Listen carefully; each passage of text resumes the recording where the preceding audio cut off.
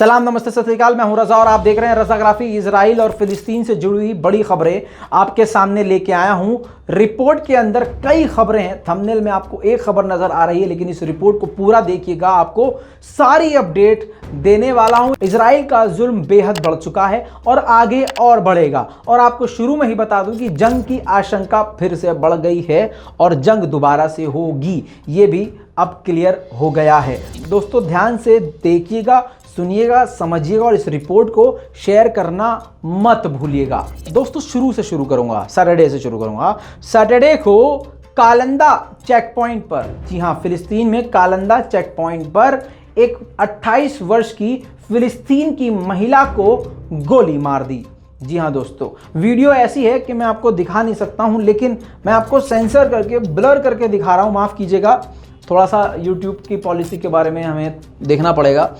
दोस्तों इस महिला के बारे में यह भी बताया गया है कि काफ़ी वक्त पहले इजराइल की जेल से ये रिहा भी हो चुकी हैं, कई बार अरेस्ट भी हो चुकी थी और अब आखिरकार इजराइल की पुलिस ने इनको गोली मारकर कत्ल कर दिया है, जिसके बाद फिलिस्तीन में बड़ा बवाल हुआ। दोस्तों अब आपको संडे की खबर बता दूं। संडे में मतलब हो बहुत कुछ रहा, लेकिन मैं आपको मेन बात बता रहा हूं।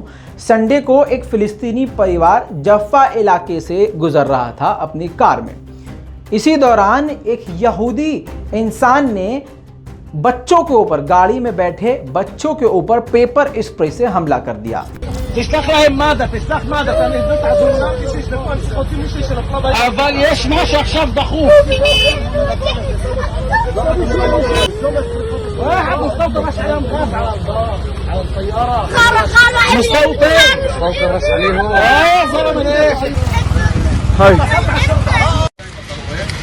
خليه לא מדבר. הילד לידי, לא תהיה מאחורה. פתאום אני רואה פתאום את העיניים והפה. אני והוא. האוטו לא יודע איך עמד שם, כמעט עשיתי. אני ראיתי אותו שהוא עבר טרור. इसी के साथ संडे की रात को ऐलान कर दिया गया कि बेनेट जो हैं इजराइल के प्रधानमंत्री बन गया है। जी हाँ, और ये वो बंदा है जिसके बारे में आपको पहले से ही एक्सप्लेन हम अपनी पुरानी वीडियो में कर चुके हैं, जिसमें आपको बताया है कि ये एकदम कट्टरवादी है और ये और भी जुल्म करेगा और हमारी बात बिल्कुल सच साबित हुई। एक बार फिर से रजाग्राफी की रिपोर्ट इस तरह से साबित हुई कि हमने जो भी बात कही थी पहले ही पिछले हफ्ते, वो इसने बेनेट ने खुलकर अब कही है। इसने कहा है कि हम सी एरिया में, यानी फिलिस्तीन के वेस्ट बैंक के इलाके में, जो इन्होंने ए और बी और सी सेक्शन में डिवाइड कर रखा है, तो सी एरिया में बड़ी तेजी के साथ सेटलर्स को सेट करेगा, वहां पर सेटलमेंट करेगा, लोगों को बसाएगा। इसने प्रधानमंत्री बनते ही ये बयान दिया है और इसने कहा है कि हम फिलिस्तीनियों को इसी तरह से खदेड़ते रहेंगे। साथ में मैंने पहले ही कहा था कि नेतन्याहू हट जाएगा तो नेतन्याहू से बड़ा ये कमीना है जो सत्ता में आएगा। अब आपको एक स्पीच सुनाता हूं जिसमें ये बार बार ईरान का नाम लेकर कह रहा है कि हम ईरान को परमाणु हथियार नहीं बनाने देंगे और ईरान को हम मजबूत नहीं होने देंगे। सुनिए इसका बयान। הממשלה מתחילה את דרכה כשהאיום המשמעותי ביותר על ישראל, פרויקט הגרעין האיראני, מגיע לנקודה קריטית. המזרח התיכון עוד לא התאושש מההסכם הגרעין הראשון שחיזק את איראן וצייד אותו במיליארדי דולרים וגם בלגיטימציה בינלאומית. איראן באמצעות כוח קודס של משמרות המהפכה הקימה מאחזי טרור במין סער שכזה מסוריה דרך עזה, לבנון ועד תימן. חידושו של הסכם הגרעין עם איראן הוא טעות שתיתן שוב לגיטימציה לאחד המשטרים האפלים והאלימים בעולם. ישראל לא תאפשר לאיראן להצטייד בנשק גרעיני.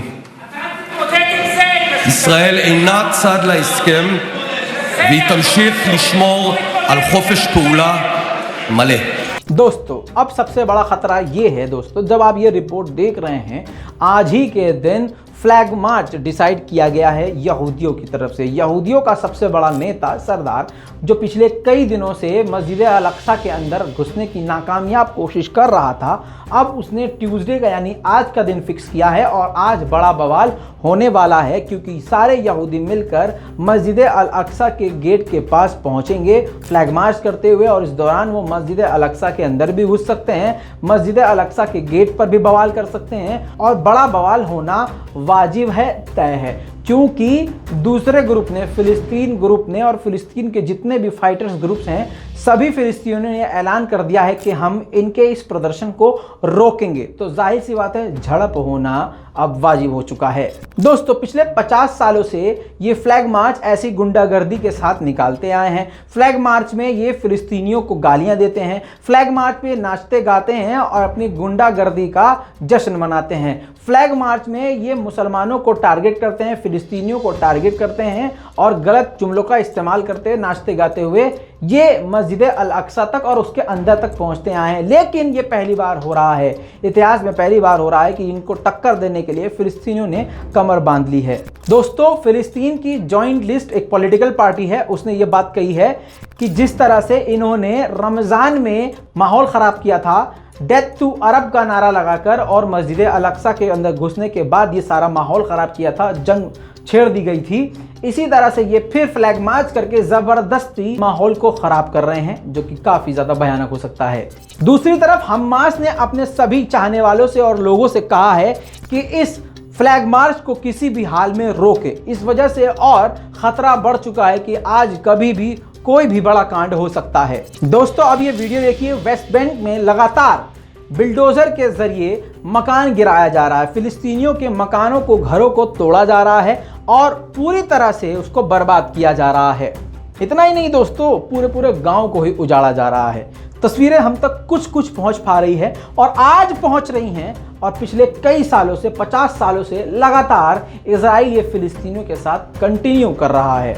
फिलिस्तीन के दलों का, संगठनों का ये कहना है, जो कि हम पहले ही बोल चुके थे, कि भले ही सरकार इजराइल की बदल गई हो, लेकिन इनकी पॉलिसी फिलिस्तीनियों के लिए सेम है। अब ये जो नया प्रधानमंत्री बना है, ये कुत्ते ने पहले ही बोल दिया था कि हम और भी तेजी से इन पर हमले करेंगे और इनको भगाएंगे, खदेड़ेंगे और सेटल करेंगे, कब्जा करेंगे। दोस्तों, इन कब्जा करने वाले, जो खुद अपने मुंह से कह रहा है कि हाँ हम कब्जा करेंगे, कमाल की बात है, ऐसे आतंकी सोच वालों के साथ भारत के टट्टीखोर खड़े हुए हैं।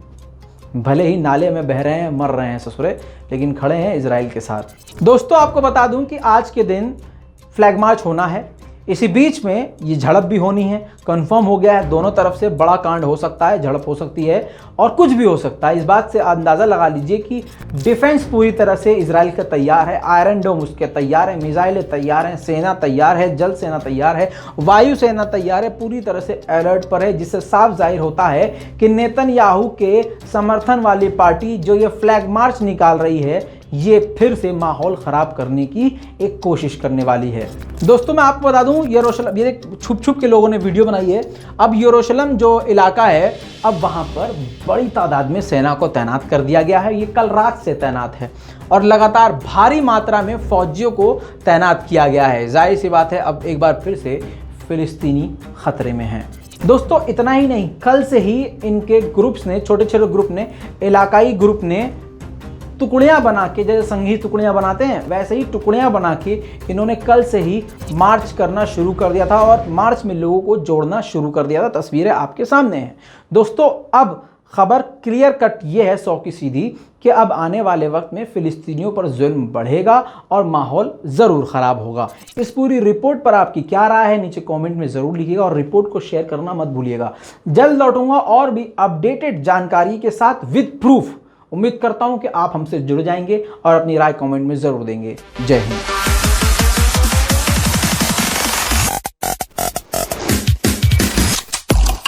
तेरा बाप आया।